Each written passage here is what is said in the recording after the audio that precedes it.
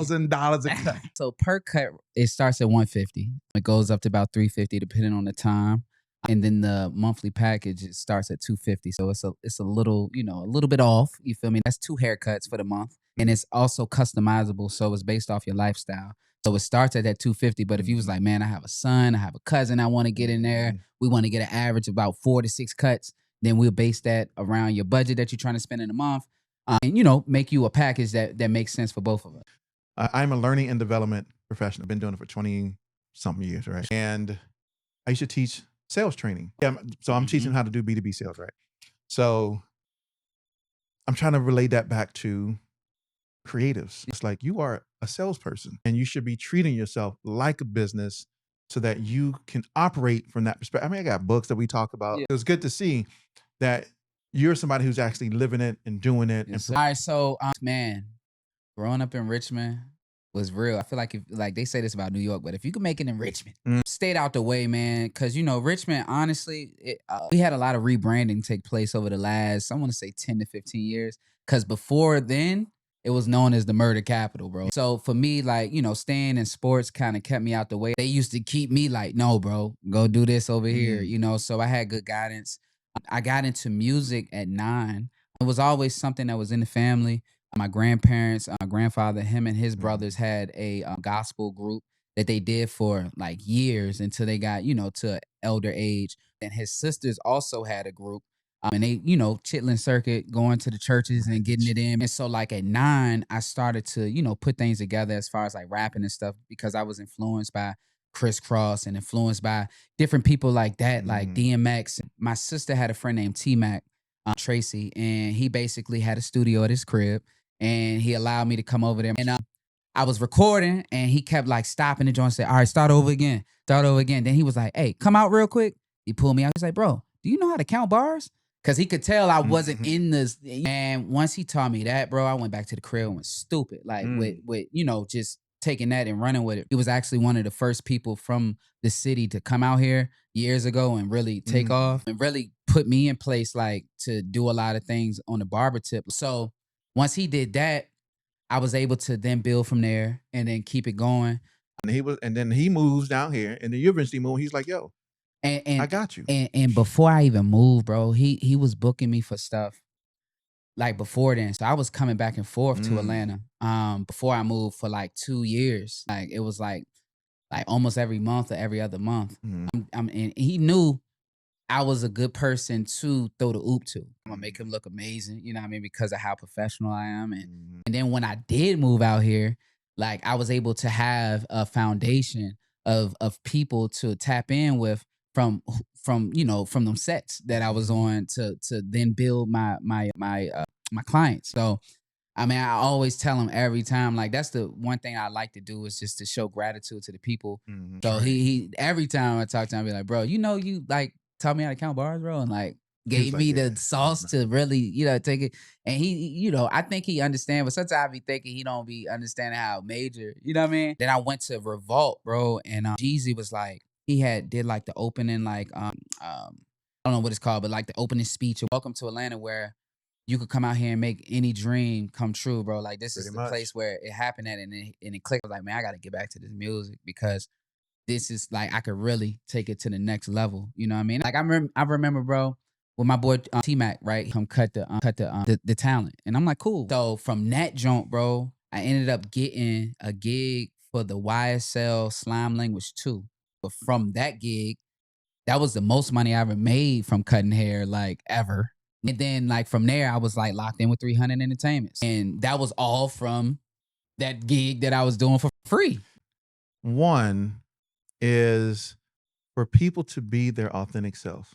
He knows tons of people, can make a phone call just like that. And he was like, man, I appreciate you being you. Yeah. He was like, but you don't see that. And I think that's the thing people miss, because in a city like this, you got so many people who are successful doing so many things. It's like, well, look at me. So that's the first thing, is being your authentic self.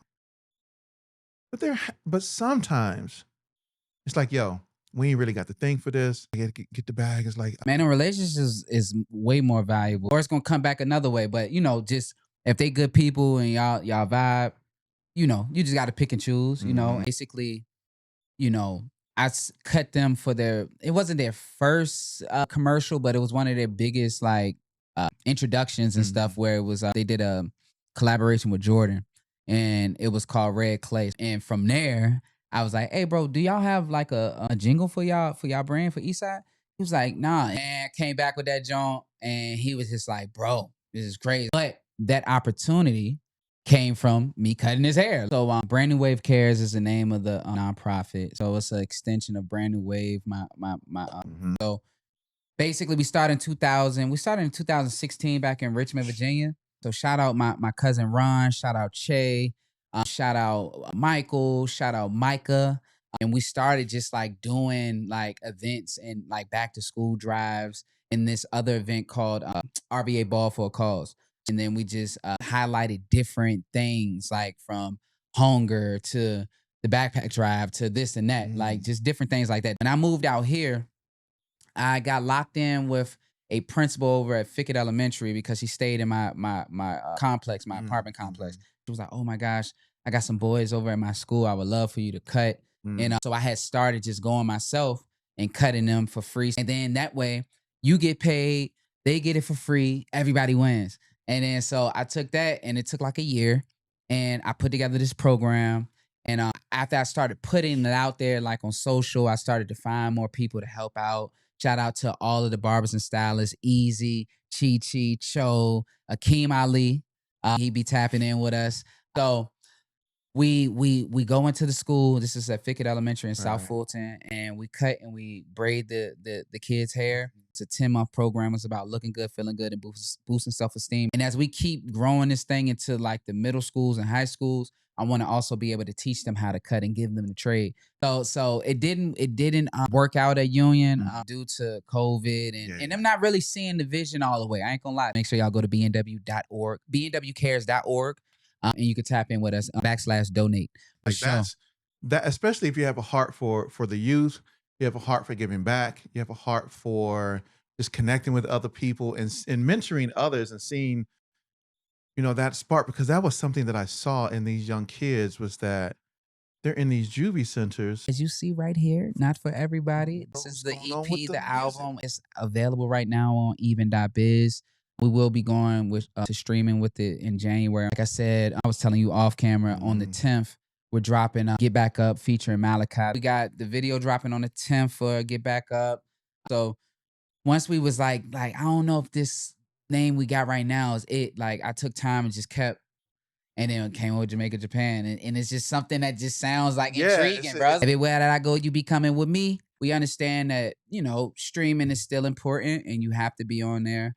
Like being an artist, I'm already like almost 30 bands in a couple months just off of moving around, shooting, all types of things. And I'm super independent, bro. Follow me at J Bizz of VA so that y'all can stay up to par. And we just did a listening party, man, over at the Gathering Spot. And we gave each participant some Bizz Bucks.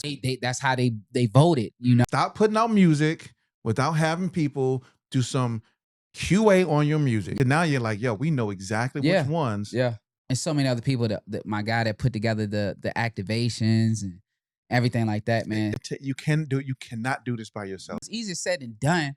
But I saw LaRussell talking about this to attract, you know, all the people that that's how I attracted my co-host. You were like, I needed to hear. So one of my homies called me and said that from Cali, and I was like, bro, I need to hear that for sure, man. For real, bro. Down, the video go up, and the subscriber counts are starting to go up. Y'all different because, everybody got these big platforms, but y'all focus on indies, and it's just we are truly independent. Like that's the secret sauce. Like long as you doing what you need to do, it's gonna work out for you. And my whole thing is just to be a value to each person encounter and inspire, bro.